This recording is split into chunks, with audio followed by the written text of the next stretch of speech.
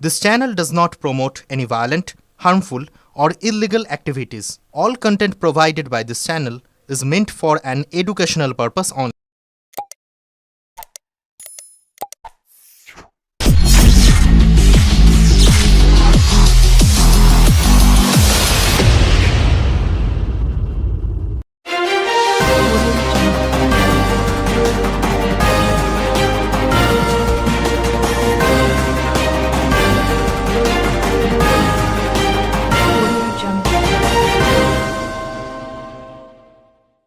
সুগন্ধার পুরনো পুকুরে মারুতি টোটোর দুর্ঘটনা, জখম 4 জন, ভর্তি চুঁচুড়া ইমামবাড়া হাসপাতালে।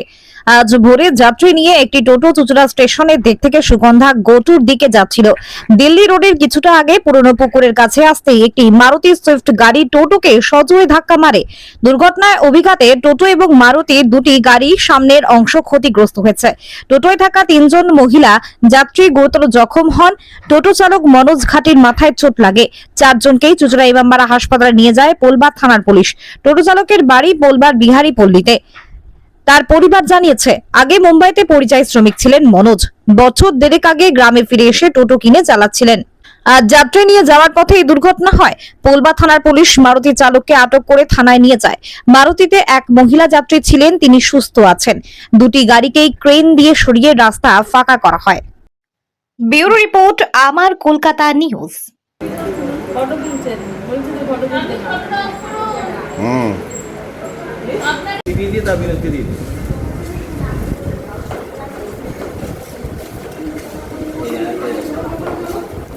এই দিক দিয়ে চলে যায়, চলে যা ফোন করছে না 16 নম্বর হয়ে গেছে।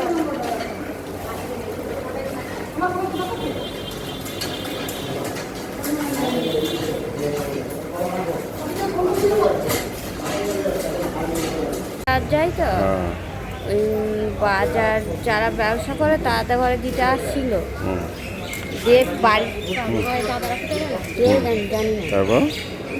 তারপর তাদের ঘরে দিয়ে আবার কাছে আনতে গিয়ে ওই সামনে থেকে 4 চাকা গাড়িতে মেরে দিয়েছে, পুরো গাড়ি ঘুরে গেছে। তারপর আপনারা কখন জানতে পারলেন? আমরা সকালবেলায় জানতে পেরে গেছি। হাসপাতালে কারা নিয়ে এলো? আমার কাকা ছিল, 2 ভাই ছিল, ওদের বাড়ির লোক ছিল। যে আহত হয়েছে তার নাম কি? মনোজ ঘাটি। আপনার কি হয়? আমরা দিদি হই, এটা পিসি হয়, এটা কাকি হয়। কোথায় বাড়ি আপনাদের? আমাদের বাড়ি বিহারি পল্লী। ও কি নিজেরই টোটো চালাতো? কি বলছে ডাক্তাররা, কি বলছে?